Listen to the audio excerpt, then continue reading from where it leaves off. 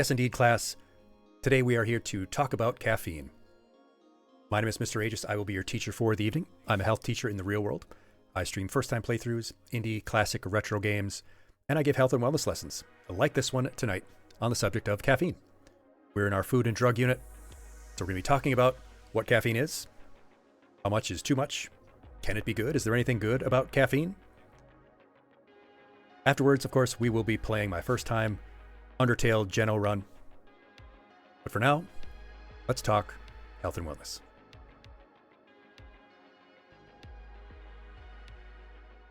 So what exactly are we talking about? Well, we're talking about this chemical right here. Talking about this compound, caffeine. It's a naturally occurring central nervous system stimulant, and it's found in a lot of different plants, actually. It looks like, to your body, the chemical adenosine. And how caffeine works is it blocks adenosine. Caffeine is a psychoactive drug. It is a drug. We're going to be talking about it as a drug. You might get annoyed with it after a while, but I'm going to refer to it as a drug because that's what it is. It's a psychoactive drug that mimics adenosine. It blocks adenosine so that the receptors that would be taking up that chemical don't. What that does is it normally slows your heart. It slows the amount of dopamine and norepinephrine in your body. Since caffeine is taking up those spots in your receptors, however, that doesn't happen. Your heart rate doesn't slow. Your dopamine and norepinephrine don't slow down. So this promotes wakefulness, which is the main effect that we all know and love about caffeine, I'm sure. Normally, your body would be promoting sleep, causing your body to dilate the blood vessels. Caffeine binding to those receptors causes the opposite to happen. Your brain kind of goes into a bit of a panic mode and thinks, well, the chemical isn't working. Your adrenal glands will go into overdrive. You'll have a bit of that fight or flight going on. Probably why you feel those jitters, right? But caffeine is pretty short-lived. It's broken down pretty quickly by the body. So what isn't caffeine? Well, caffeine is a stimulant, like I said, but it's not quite like other stimulants that you know of. Cocaine, amphetamines, for example, even nicotine, which is a stimulant, and we'll talk about smoking in a coming lesson. Amphetamines, for example, they directly stimulate dopamine and norepinephrine, and in some cases, serotonin. Caffeine acts indirectly. What about you, though? Tell me about your caffeine use. Do you use caffeine at all? Do you have any caffeinated beverages in your life? Raven, you say you may or may not drink 1 or 2 sodas a day. All right. Doesn't affect you as much because of your ADHD, and we will have a section talking about ADHD shortly. Do you drink coffee? Do you drink soda? Do you drink energy drinks? What about you? Well, for the rest of the world, or at least in the US, about 85% of people have at least one caffeinated beverage on average a day. 85%. Over 8 in 10 people. And that averages out to about 135 milligrams, or about 1.5 cups of regular coffee.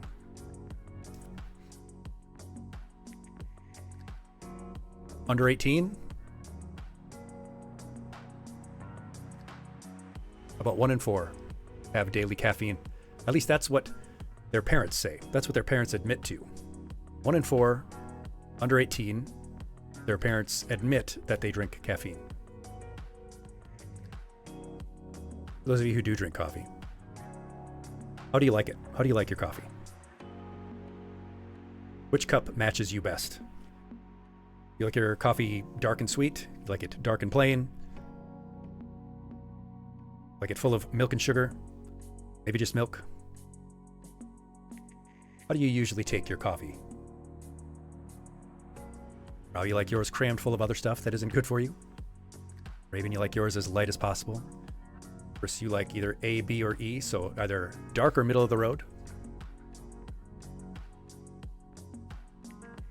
I like my coffee like I like myself.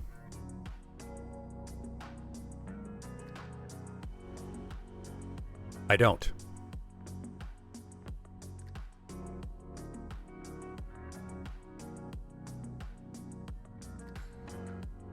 Anyway. Yeah, when I do like coffee, when I do drink it, oh, yeah. Thank you so much for the hearts. Yes. But yeah, finally a new one. Came up with that one. It's mine. When I do drink coffee, which is rarely, I do like black coffee with a packet of sugar. Yes. All right. So that's whether you drink coffee at all or not, or how you like it. What about you? What do you think the positives and negatives are?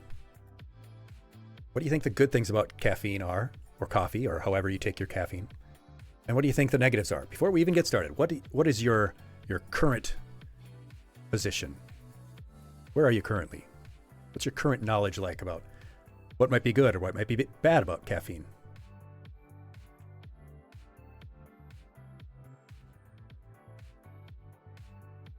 Tastes good sometimes, Ralph. That's a good positive. It tastes good. It can taste good, at least. Then again, I think if you have to pour a bunch of sugar and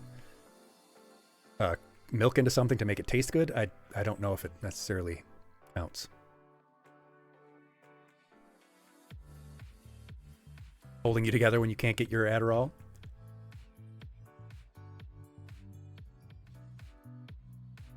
Well, let's ask the question, because it's usually on people's minds when we give this lesson. Can you actually die from caffeine? Can caffeine kill you? Orthome said headaches from withdrawal. There you go. Yeah, that is definitely a drawback. Withdrawal migraines, Rao says. Expensive if you go to that one place. Yes. It does take a while to come down from. Well, can caffeine kill? The answer is it possible? Yes, it is actually possible. Is it likely? No, not very likely, no. But you can die from caffeine. In fact, it wasn't too long ago, there's a big controversy about Panera Bread, where someone died from drinking their very special supercharged caffeinated lemonade. One person died, several others had serious injury, serious medical incidents, because they had turbocharged their lemonade with caffeine, and they were served in really big glasses. And I mean, when you're at the store, you can get refills. They did have 3 big ones at once. Rousey, very true. So is it possible to die from caffeine? Yes, it is possible to die from caffeine, and within normal human consumption quantities. But it isn't likely. A lethal dosage of caffeine would usually be about 10 grams, which would equal about 75 cups of coffee. Obviously, the victim in that case didn't have that much, but she did have pre-existing conditions, and you can have serious effects from just 1 to 2 grams. So if you have 10 cups of coffee in a day, could have serious side effects, serious consequences. You could have an adverse medical incident. If you had a pre-existing condition with that much caffeine, you could, yes, theoretically die. Death by caffeine, Batham. Yes, what a terrible way to go. Not even a fun drug. Like taking those Yellow Jacket pills from the truck stop gas station. Horrifying.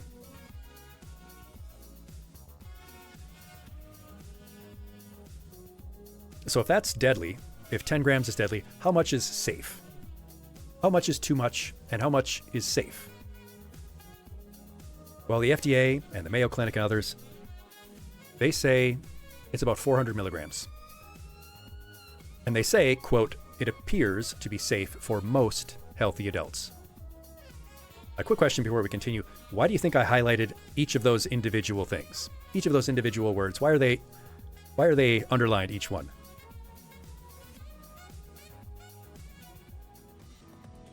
Not quite a Quack Miranda warning, but very couched language. Yes, it appears, as in, it seems, we think. to be safe for most, that is, this doesn't apply to everyone, but most people, healthy adults, that is, if you are already healthy currently and not have some pre-existing condition, and for adults. So important to read statements like that in that context. It appears to be safe for most healthy adults. So if 400 milligrams is safe, what does that mean for the amount in each of the substances we usually take our caffeine in? Well, typically a 12-ounce caffeinated soft drink, your typical can of whatever soda you drink. I don't want to get sued by the companies. Is about 30 to 40 milligrams, maybe 50, depending on which one. Mortham, you feel like every class is an example of what not to do? Well, it means that I'm hitting the nail on the head, right? We're talking about stuff then that must matter and is relevant. And if you make some small changes, hey, okay, I'm calling you out too. What I'm here for. Your typical 8-ounce green tea, black tea, regular small cup of tea, about 30 to 50. One espresso, that's one 1-ounce shot of espresso is 60. Normal 8-ounce coffee then would be about 80 to 100. Highly variable depending on where you get your coffee. And then those energy drinks, 40 to 250, up to 250 in some of those ones like Bang and Celsius. Like Zetsun mentioned earlier, Celsius has about 200. And Mortham, what about your mocha with 4 espresso shots you used to drink? Well, that would be then the amount of caffeine in the mocha plus the 4 times 60 for the espressos. Yeah. Let's do the quick maths.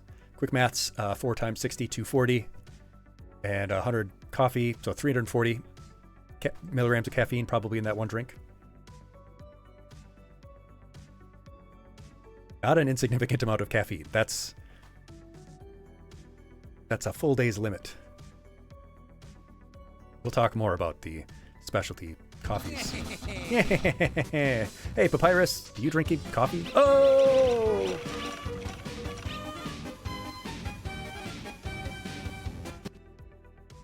Oh, can a skeleton even drink coffee? Doesn't have a stomach. Anyway. So yes, 4 cups of coffee would bring you to your limit, your FDA daily safe amount. Thank you for the stars. Thank you.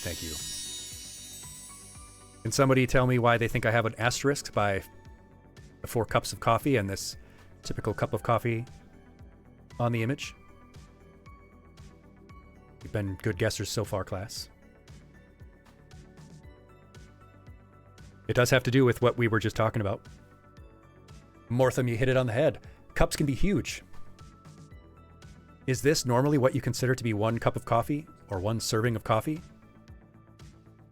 Or is it a large, venti, tall, whatever the term you're supposed to use at the store is? Is that more what you're thinking?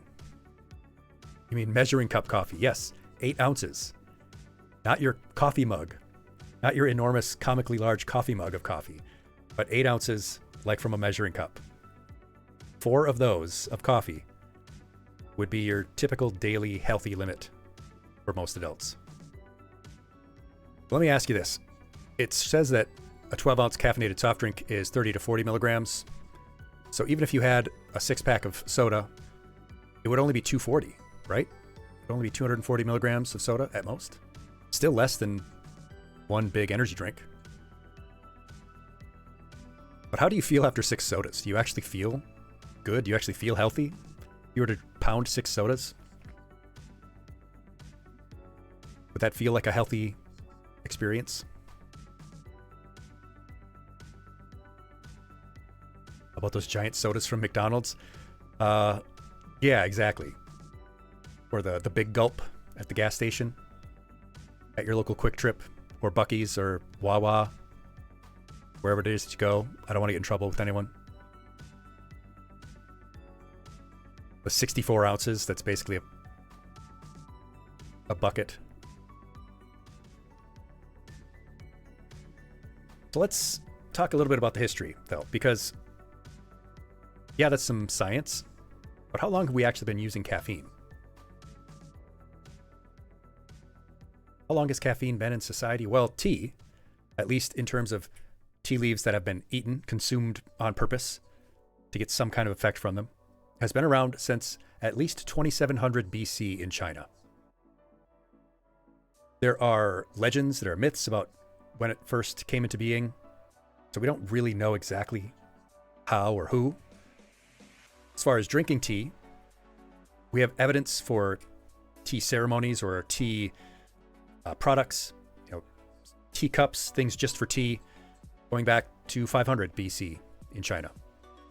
Was it used before that? Probably, yes.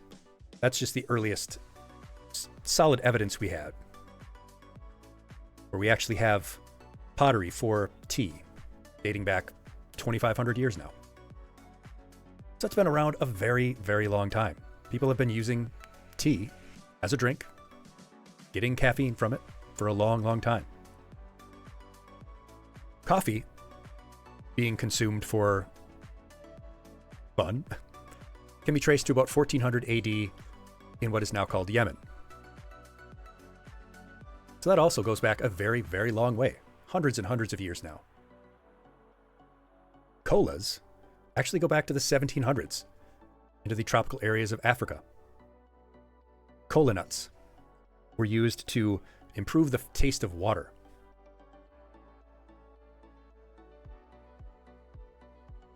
That's right. Cola nuts are traced to about the 1700s in Africa, tropical areas. Yes, cola nuts with a K. K-O-L-A. That's a real thing. It's where we get the idea from. It was probably in use a lot longer than that. Again, this is just for the earliest we have substantial evidence for it being used purposefully. It was probably being used in Africa for ritual purposes, medicinal purposes for a lot longer than that. My background is not history. I'm not an anthropologist. I'm here for the health stuff. This is just some interesting background. But once people started learning about it, realizing that, wow, this does actually make water taste better, then we started getting the colas and Pepsi Cola, Coca-Cola. That stuff dates to the mid to late 1800s. And yes, at some point in their histories, colas did have cocaine in them. Yes. Not anymore. Not anymore.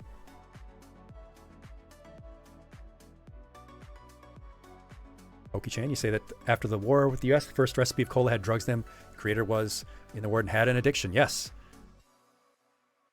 And people were very fond in the US at that time, in that era of using substances. Just last week, we talked about cocaine being in the tooth drops, laudanum and stuff. Very true. That is a real pick-me-up, yeah. There are teas that make you sleepy. God, we're going to talk about all that stuff. So that's the past. This is the present. That's the past. This is the present. In the present, it's a massive business. Caffeine is a massive industry. About $100 billion a year just in coffee, just in the United States. Another $15 billion a year in sales for tea, $65 billion for soda, $20 billion for energy drinks. That just keeps getting bigger and bigger. Markets are only expected to get bigger for caffeine products. I mean, why do you think that is, right? We're always pressed. We're always stressed. Yes, so massive industry, massive business, lots of money involved. And of course, we've talked about the money before, how people have an incentive to maybe not tell you the truth about things. Caffeine is then an accepted addiction. It's big business. 85% of people have at least one caffeinated drink per day. It's accepted in society. This is what people think about caffeine. It's kind of a joke that people are heavily dependent on caffeine. We think it's funny to say that we can't function without having our daily caffeine. We don't want to be talked to until we've had our daily coffee. We have all of the Facebook boomer minion memes about coffee. Right? This is normal. If people joked about this with any other drug, they couldn't get through the day without their drug, it would be a concern. People would look at that person funny. But it's normal for caffeine. Now, caffeine use is not in the DSM-5. It is not considered a disorder yet, but it is designated as a condition for further study, meaning it's something that's being looked at as potentially being a diagnosed addiction. Because there is a high amount of use without harm. That is, a lot of people use it and they don't suffer any significant issue from it. My question, and how I would consider whether something is addictive or not, whether someone is addicted to it, is, does it have an effect on their daily function? Does it have a negative impact on their quality of life? Do they require it to get through their daily life, where they should be able to without it? That is, it's not in a medicinal sense. In that sense, a lot of things can be addictive. A lot of things can be addictions. And there's a lot of talk, especially with cannabis, like you're mentioning, Mortham, whether something is physically addictive or just psychologically addictive. I don't really think there's a meaningful distinction between the two myself, personally. Again, my concern is that person being negatively impacted? Would they like to stop and they aren't able to? Most people can drink caffeine, can drink coffee, can have energy drinks without having any addiction issue, without having any negative consequences. Can even have a positive impact on their lives. But can it be addictive? Yes. And many people are dependent on it in some way. They need it to get through the day. They can't wake up without it. They'll be too groggy to get through their work without it. And that is concerning. That is troubling. There are general substance use criteria. I'm going to list 8 of them. There are several others, but I don't know if all of them would qualify for caffeine. Particularly ones that are about like risky behavior or using it when it would be risk to you. I don't think that would really apply to soda. But these are 8 of the substance use criteria in the DSM.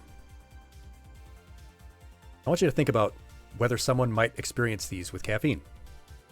Just as a thought experiment. Number 1, of course, is the very typical needing more over time. Tolerance, the developing of a tolerance for a substance. Do you need more of it, or do you need it more often? Need it more regularly? Larger doses in order to get the same effect? And does a person feel a strong desire to continue using it? The third is, has a person tried to stop using that substance, wanted to cut down on their use, but haven't been able to? Do they spend a lot of time or money getting and using that substance? Has its use caused them issues at work or school or at home? Has it caused them issues, personal or health-wise, and they've continued to use despite knowing that that's contributing to their problems? Have they given up on activities, canceled plans because they either weren't able to, because they were suffering from the symptoms of withdrawal, or they couldn't get the substance because they were busy using the substance? And last, have they suffered withdrawal symptoms when they have gone without that substance? How many of those do you think someone who is a heavy caffeine user might reasonably experience? Again, we didn't mention some of the ones that the DSM includes, like, do they use, even if it's risky to use, because I don't really think that's a caffeine thing. But how many of these 8 do you think someone might experience? Or you'd say easily 5 of these for caffeine. Value wager for most. Caffeine could hit on all of them except maybe 7. Yeah, I think those are reasonable points. Yeah, so I could reasonably see someone developing tolerance for caffeine, certainly. Can certainly see someone having a strong desire to use. Also trying to cut down on their use, but not being able to. They'd certainly experience withdrawal symptoms, and there's 4 right there. How many criteria do you think someone would need to exhibit in order for it to indicate an addiction according to the DSM?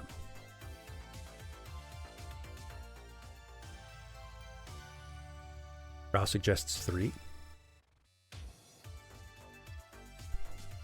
Reagan suggests 1. Mortham says 4. Well, the answer is 3 to 4. 3 or 4 items would indicate that someone may be at risk of a substance use disorder or have a mild substance use disorder. 4 or 5 would be a moderate substance use disorder, and 6 or more would indicate a severe substance use disorder, which at that point then is considered addiction. So yes, I could certainly see at least 4.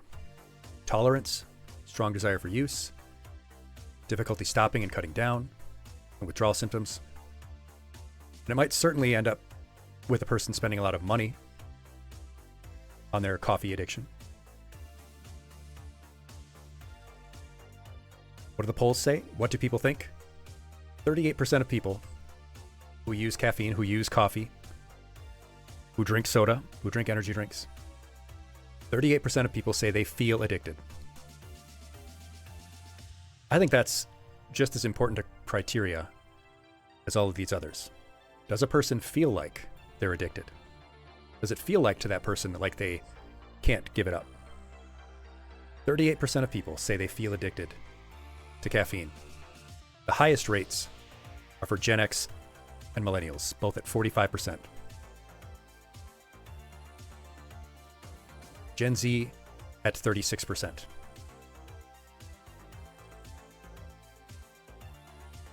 Raven, your teacher's addicted to Monster. Makes sense. Teachers are often sleep deprived. I wish they would have a healthier way to deal with it, though.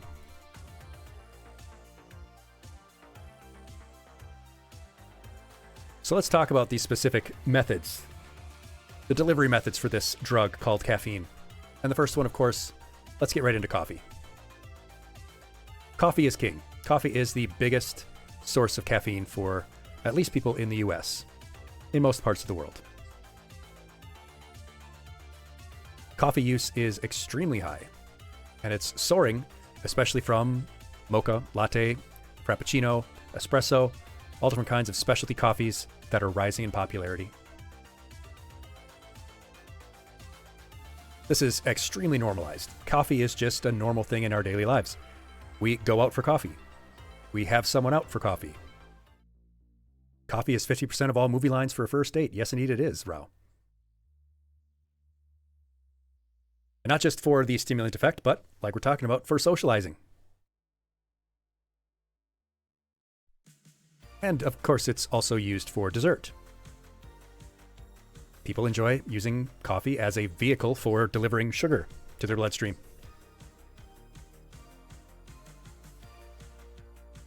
But there are pros and cons. There's not just negatives. There are some positives. And we'll talk about the good things.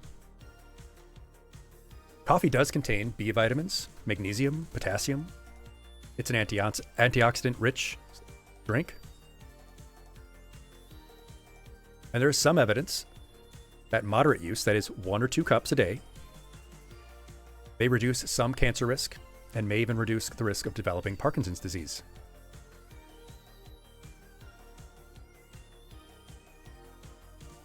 It does provide a cognitive boost. There are studies showing that it can reduce reaction time, that it can improve attention and concentration in the short term. There is also some research indicating that it can reduce gallstones, and perhaps most importantly, there are several studies that show People who have regular coffee at moderate doses have lower rates of mortality. Why this is, and what exactly is the perfect amount to have, is not so clear. But the evidence does suggest regular coffee drinkers may live longer at moderate consumption. So there are pros to coffee. And there are cons. The quality of coffee is highly variable. Extraordinarily variable depending on where you get it, what kind you drink, the other stuff you add to it, all of the different sweeteners and flavorings that people add have their own effects, good and bad. Coffee is also very acidic, and it can cause gastrointestinal issues, can cause stomach upset. It's also very rich in tannins that can stain your teeth. Which is why, we had our dental health lesson last time, right before this one.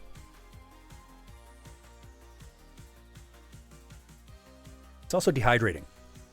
People who drink a lot of coffee, they're often dehydrated. They don't drink enough water. We also have this, like we talked about, sort of social reliance on it. It's almost an obsession. People build whole personalities around their coffee and their daily routine. And Raven, you mentioned that a lot of creamers have been recalled. That does not surprise me, given the state of the food safety in the US right now. I always say one aunt drinks nothing but coffee, has a very, very hard time getting blood drawn. Yes. Its effect on our blood vessels, very prominent. Not surprised that she would have issues. There are also issues with sourcing and ethics for coffee. Coffee is grown in areas that are often... coffee is grown in places that are often full of conflict. It is often grown in places that are oppressed.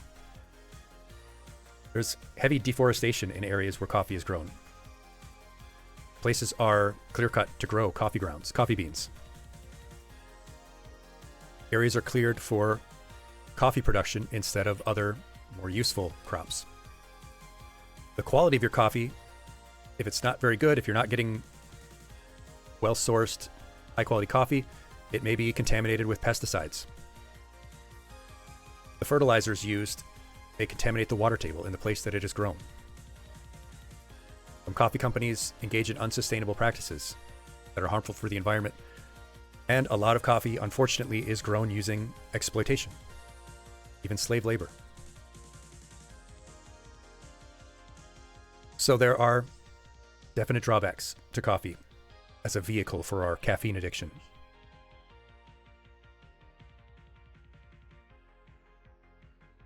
Speaking of all of the stuff we add to our coffee, though, this is a sampling of some of the offerings at a place where you can get coffee, whose name I will not mention. These are called coffees, but some of these have more calories and sugar and fat than a pint of ice cream. The eggnog latte at this place has 630 calories, more than a Big Mac.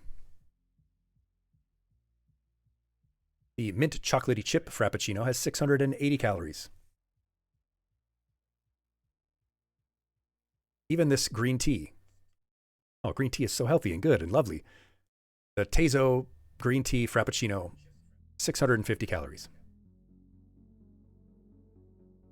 And way up here at the top, where it is just mostly milk and sugar, the peppermint white hot chocolate, 730 calories. I think you could have 3 double cheeseburgers for that. All of this, though, still pales in comparison to the undisputed heavyweight king, the Krispy Kreme Lotta Latte, weighing in at an impressive 1,050 calories. Half of your day's calories in just your dessert drink. You could probably have half a dozen of their actual donuts at Krispy Kreme. for the amount of calories that are just in this latte. Ridiculous.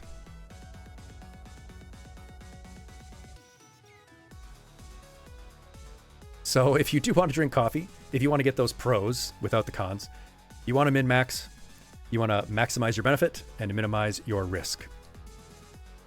Why not both? Well, I mean, if that's all you want to eat for that day, then have that with your half a dozen donuts and you're good to go.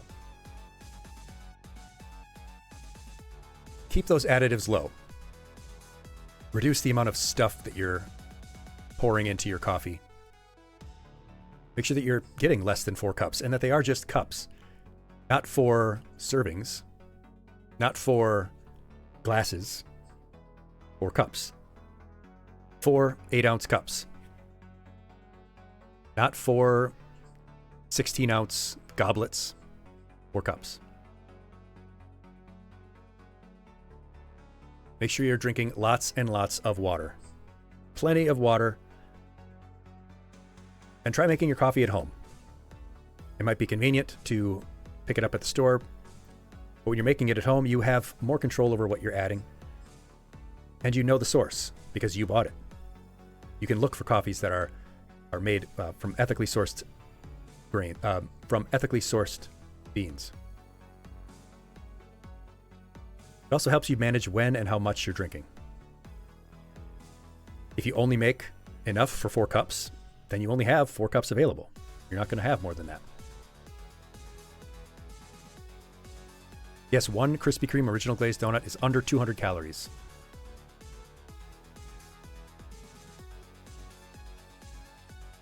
Let's get into our next vehicle.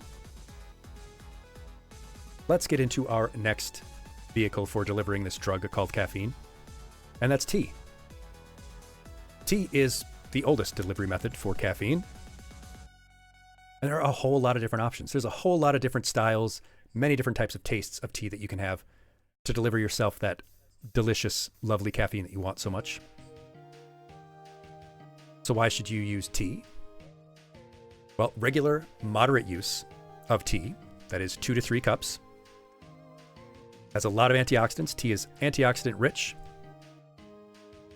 Studies have shown that tea can improve blood vessel function and improve your blood pressure. Tea also contains the amino acid L-theanine, which can improve alertness with less caffeine. You've probably heard the term flavonoids. It's thrown around a lot. Well, tea has a lot of them, and they can improve your bone health. There's a large body of research when it comes to tea, so much so that we're not really going to get into all of the different things that tea can do for you, since we're focused more on caffeine itself. But tea can be a fantastic delivery method for caffeine.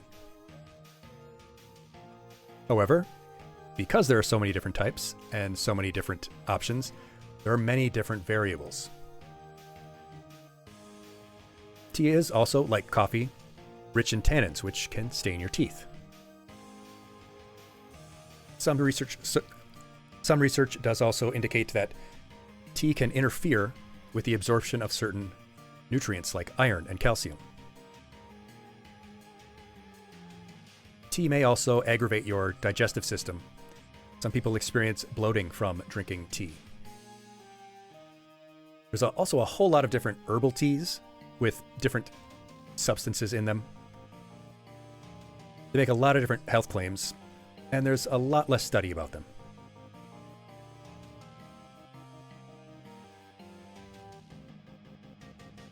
There's a very high variability in the quality of tea. Some of them may also have contamination. They may also include heavy metals. So like coffee, you want to make sure that you're getting high quality, well-sourced tea to make sure that it is not contaminated. I'm not going to go into all of the different kinds of tea because there are a billion of them, but these 5 right here, these are the main branches of tea. Green tea tends to have a very light flavor, rich in antioxidants, and research suggests that it can have a cognitive benefit. Black tea is more robust, earthy, particularly good for your heart health. Oolong tea is sort of between green and black, and may have benefits for your metabolism. White tea is more subtle, has a more flowery flavor, and it can be anti-inflammatory. And like I said, then there are herbal teas, peppermint, licorice, chamomile, lavender, ginseng, all different kinds of different herbal teas that purport a wide variety of different benefits. And some of them are caffeine free. So if you are looking for those benefits without caffeine involved, you can do that. But like I said, because there are so many different types, just be aware of the other effects they might have. They might not be as well studied. Then we get into the second biggest one. Talked about coffee, and there's tea, and now there's soda. So let's get into the pros and cons of soda. I'm just kidding. There are no pros. I'm not going to talk about anything good about soda. No, we're just going to talk about bad stuff. We're just going to talk about the cons. And to do that, we're going to watch this video.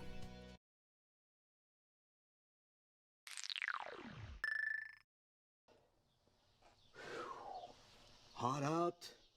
The volume good? Cool down. Instead of water, might I suggest an ice-cold bottle of candy?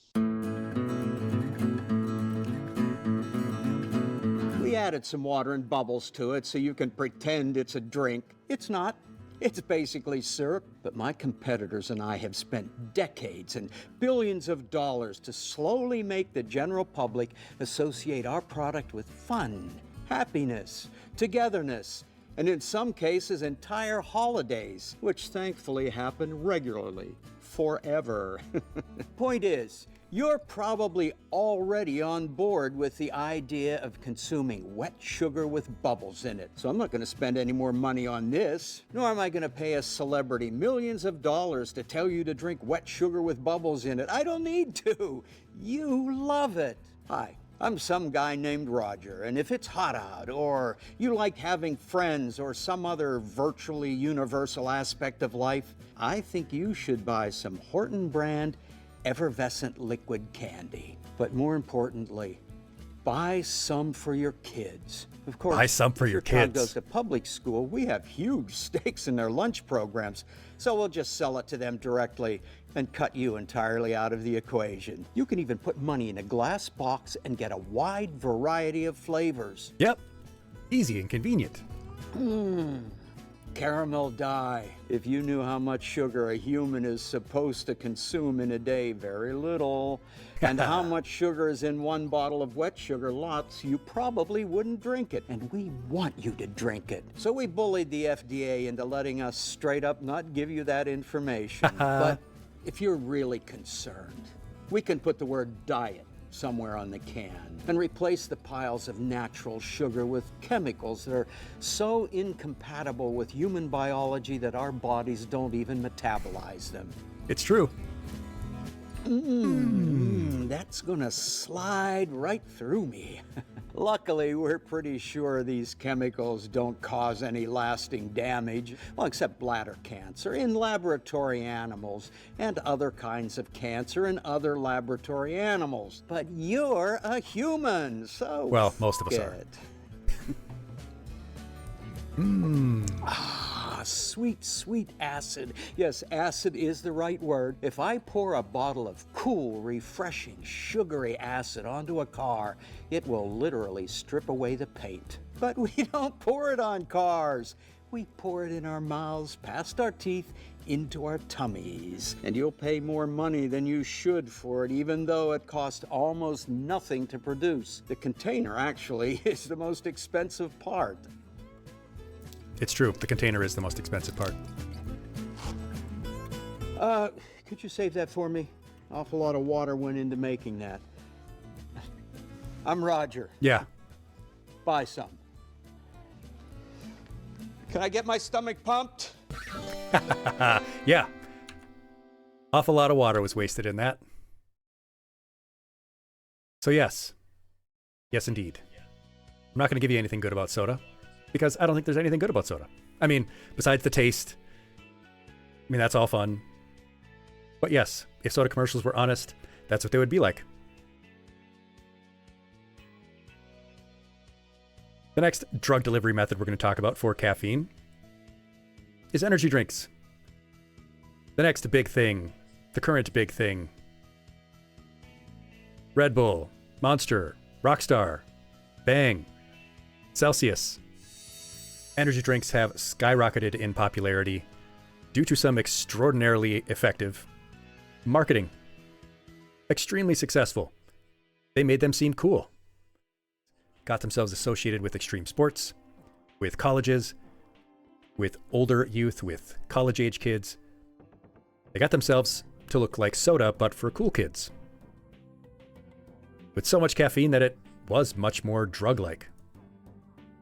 And those shots, they talk about 5-hour energy, extra strength. I mean, it's explicitly discussed like a drug. Extra strength, high dosage.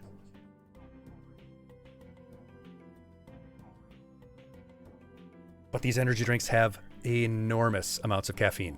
Extraordinarily high. Much, much higher than a soda. Much higher than coffee.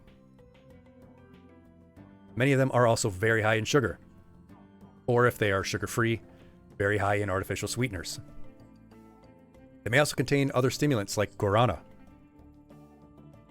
They're even more dehydrating than other drinks. Because of their high caffeine levels, they also have a bigger, harder crash when you come down on them. A much bigger and harder crash. So you need to be more careful if you struggle with anxiety, if you are pregnant, if you are under 18. Be much more dangerous. But they are quick, they are cheap, they are an easy fix to to eepiness. Many of these energy drinks do purport to be healthy. They purport to have all different kinds of vitamins and minerals, and many of them do have lots of, vitamin B. Many of them may contain vitamin C. They'll talk about electrolytes. They'll say that they have sodium, as you mentioned.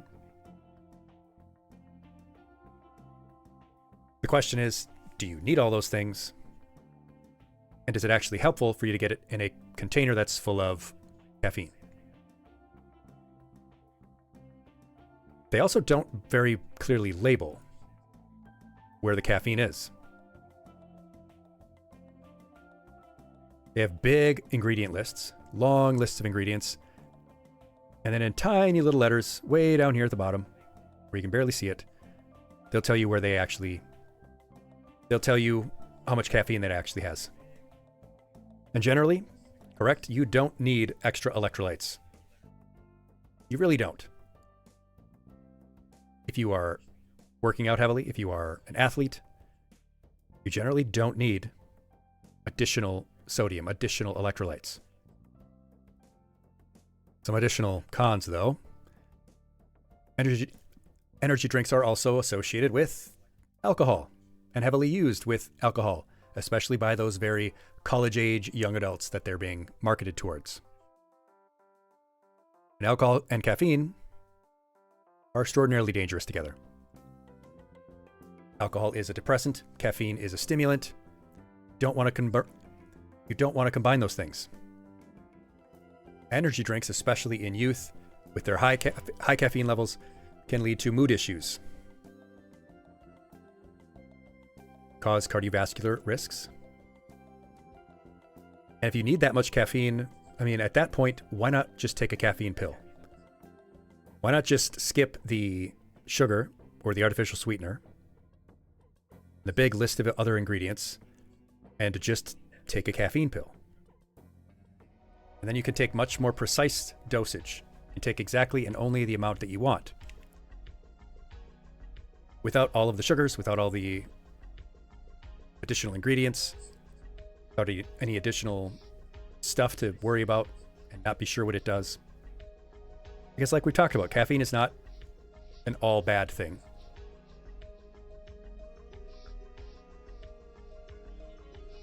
The last method I want to mention, though, for delivering this drug called caffeine is gamer sups. Gamer supplements. You might have actually seen an advertisement for gamer sups already today on Twitch. You might have already seen an ad for some kind of gamer supplement. In this very stream. A lot of streamers, VTubers included, are sponsored by gamer supplement brands. They'll probably never sponsor me for obvious reasons now. Things that call themselves stuff like Genius Gamer.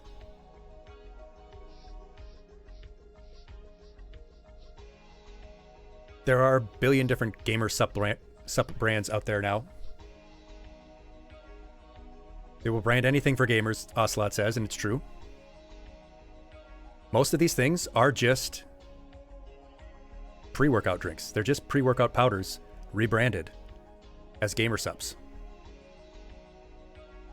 They're powders that you mix in water, or they're pills. They're mostly just pre-workout drinks, rebranded for a gamer aesthetic, with a gamer-related name, or sponsored, or put out, promoted by an esports team. Promising to increase your reaction time, boost your concentration and your focus. And are they bad, you ask? Well, they're not any better than any of the other options. Many of them are much more expensive, though. Most of these things are much, much more expensive than just a coffee, or a caffeine pill, or a regular supplement. You could probably find the exact same ingredient profile as one of these gamer powders in a regular exercise drink, pre-workout drink. Your classic C4 or Jacked or whatever you prefer. They're more or less the same. So they're not necessarily bad, but they are a waste of money, in my opinion. For example, this Genius Gamer pill, all it is B vitamins, caffeine from a couple sources, some amino acids. This isn't really special, but they want you to pay a bunch of money to buy this tub of it. It doesn't even have that much caffeine. So it's not even an issue of, oh, it's got too much caffeine. It's only 21 milligrams. But you're spending a lot of money on it. Your A&P professor, Retro, said that most of this kind of stuff and multivitamins make for very expensive pee, and you're absolutely right. When we do our supplements lesson, which will be in a couple of weeks, we'll talk about exactly that. What supplements are actually good, what might actually be beneficial, what people are commonly deficient in, and what's mostly marketing, what might actually be dangerous, for example.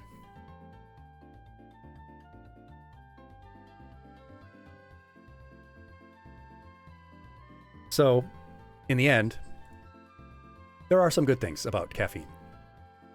There are some good things in the short term. At moderate doses, it does increase alertness. It is a stimulant. It does make you feel more wakeful. And it can boost your reaction time. This study found that both exercise and caffeine improved your reaction time. Exercise improved it more, but caffeine improved reaction time.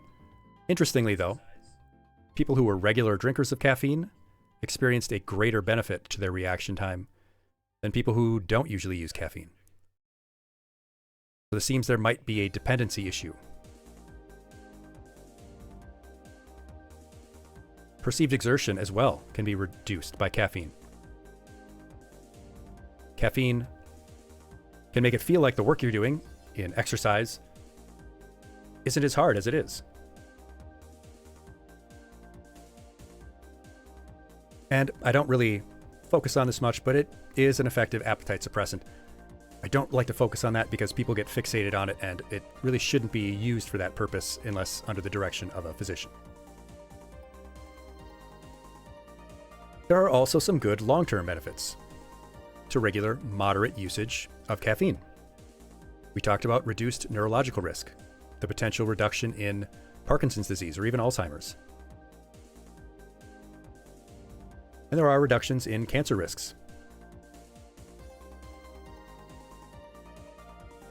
The study suggests that it is not a cognition and memory enhancer, but it can be a normalizer.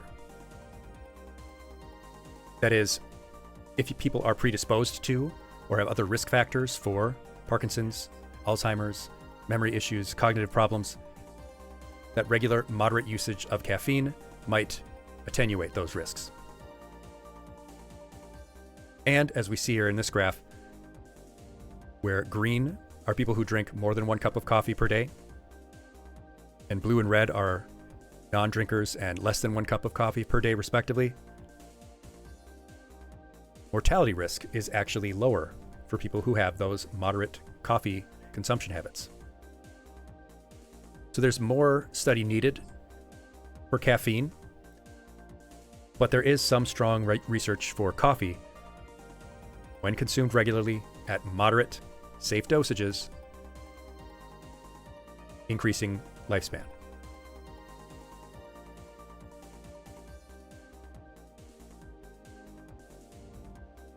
There is bad, however, of course, as we talked about, in the short term, even at our safe doses. There's a reason why there is this perception of coffee in the popular consciousness. Coffee doing this to people. Yes, coffee, even at safe dosages, can cause insomnia, make you feel jittery, increase your anxiety. Obviously, it's going to raise your heart rate because it's depressing your natural sleep processes. For many people, it can cause gastrointestinal upset, make you feel nauseous or dizzy. Certainly, you can have headache, especially when you are experiencing withdrawal from it. And it is dehydrating. It does heavily depend on the type of coffee. Yes, Ocelot. There's also study being done on when during the day is best to drink coffee. But there are a lot of unanswered questions that are probably beyond the purview of our little lesson here. At high doses,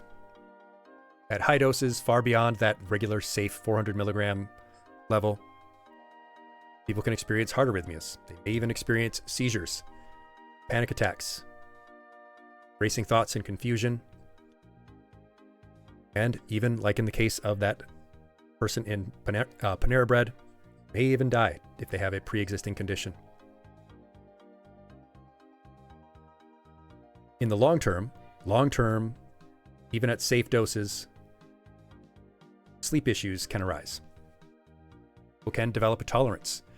As we touched on, some nutrients, especially with coffee and tea, may be prohibited, or some nutrients may be less absorbed by those who are heavy drinkers of coffee or tea. There's also some evidence that urinary issues may arise from heavy coffee use, from heavy caffeine consumption. So people who have urinary tract infections, people who are pregnant, are often recommended to avoid caffeine consumption.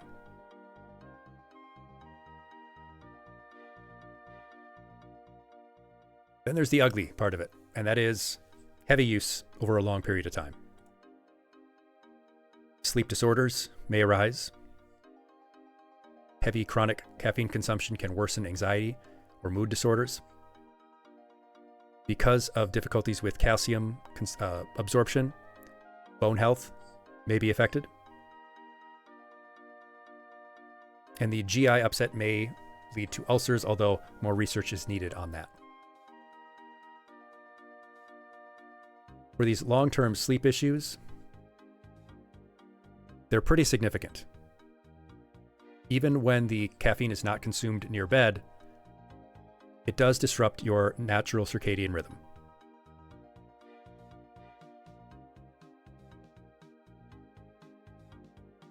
There are some other factors to consider, though. People who are on ADHD medication or on MAOIs or SSRIs, other mental health medications, if you are on antibiotics, if you are taking blood pressure or other heart medication, your doctor may tell you not to consume caffeine at all or to limit the amount of caffeine, because there may be negative interactions between caffeine and your medicine. Now that's complicated with ADHD, of course. Because ADHD, we tend to have lower baseline dopamine and norepinephrine. And caffeine, as we've talked about, well, it boosts those things. So people with ADHD often self-medicate with caffeine, and it does tend to show improvements. It's not true for everyone, but for a lot of people, they find it helpful, especially if they don't have their medication or they can't get diagnosed. Medications are not available for some reason. But you should be careful when mixing the two together. Low doses of caffeine have been shown in some studies to improve cognition for people with ADHD. However, at higher and higher doses, the cognition actually worsens. You get this curve where it starts to improve, but once you reach certain levels of caffeine, it starts to actually drop. So be careful with caffeine and ADHD. Not to say that you can't or you shouldn't, but you should be wary and you should not mix the two together if at all possible.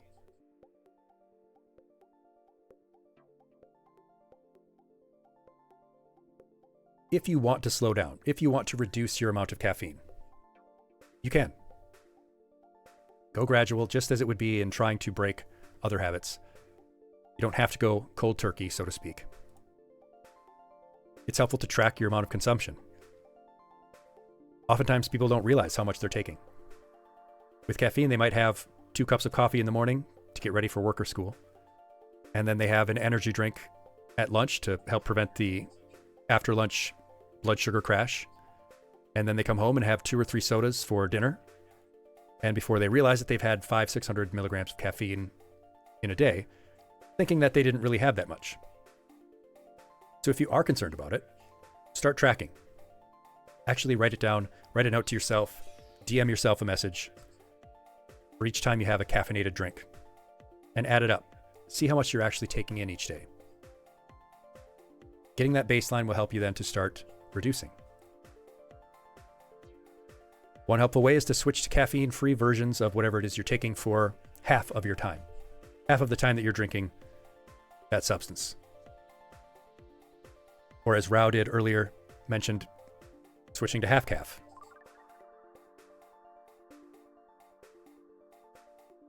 Very helpful is to limit yourself to one source.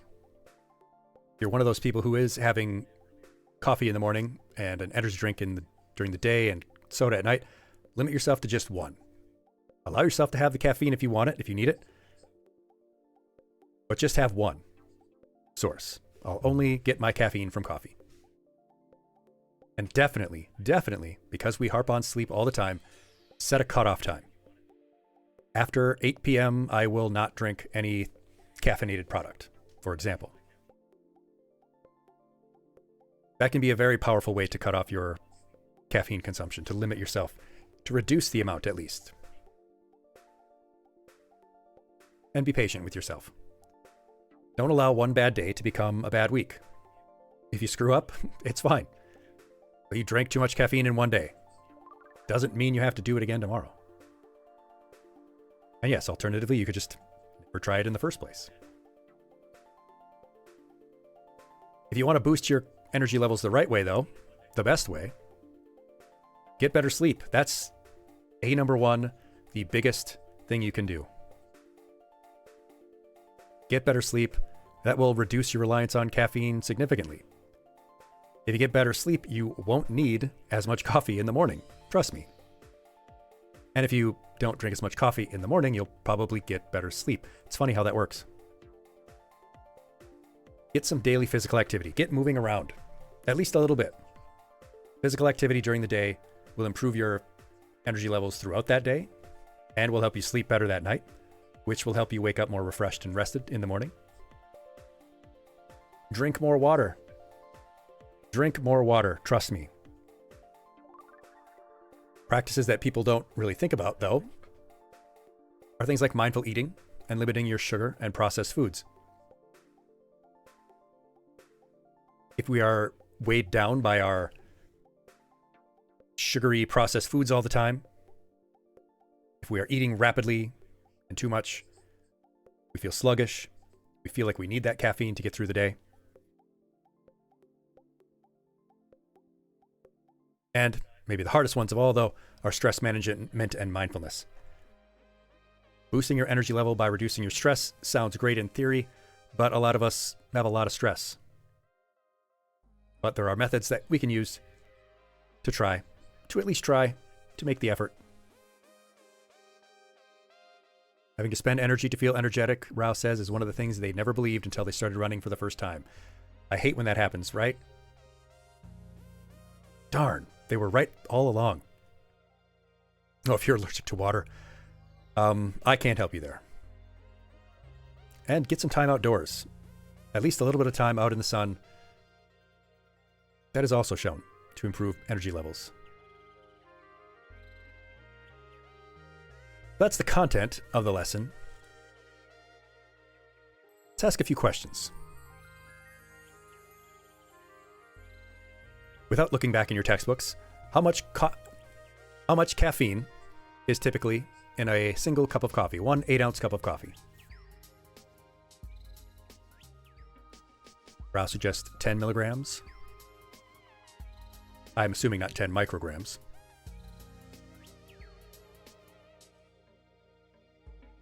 How much caffeine is in a typical 8-ounce coffee?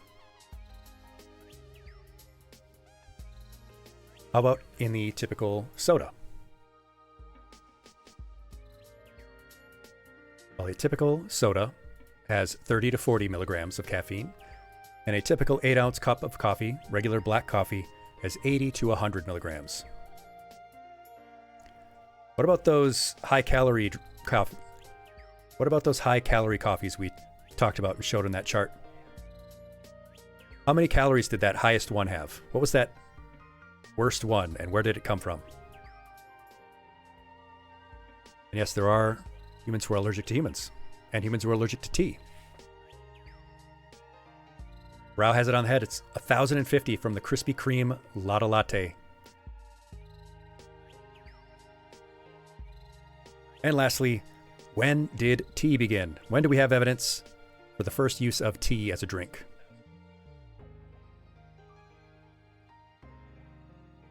How far back does tea go?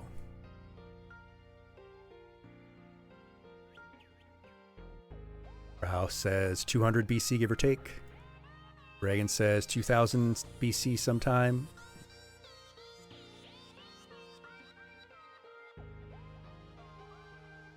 For drinking tea, it was 500 BC.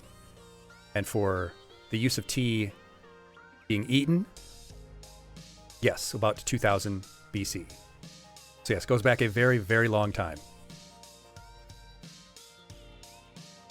Not bad, not bad. Seems like some of you were at least paying attention in class.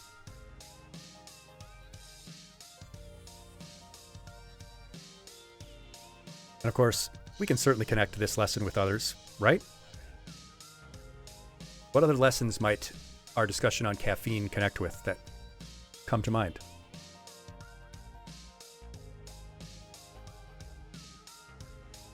What lessons have we taught in the past that you think might connect well with this discussion of caffeine?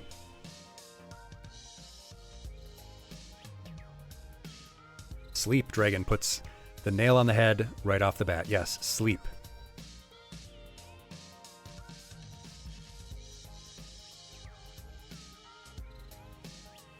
And tooth health. Yes, there you go. Sleep and tooth health. Talked about how it can impact your teeth. It can stain your teeth, and it can also perhaps potentially cause problems with bone health, so the underlying bones under the teeth. Nutrition, too, because of the fact that it can interfere with some nutrient absorption. Yes. Probably also overstimulation, perhaps.